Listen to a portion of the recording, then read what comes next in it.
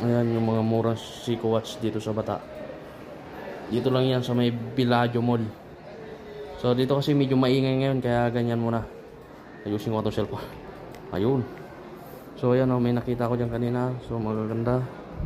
May pinakita silang sample dyan kanina Pero may ako dito ginawang full video. May 5 minutes video ko na dito ginawa. So or 6 minutes video yata yun.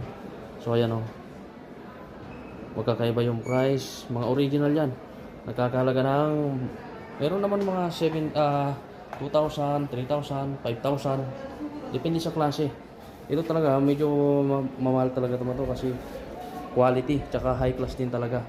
Hindi rin talaga basta-basta rin mga relo to. So ayan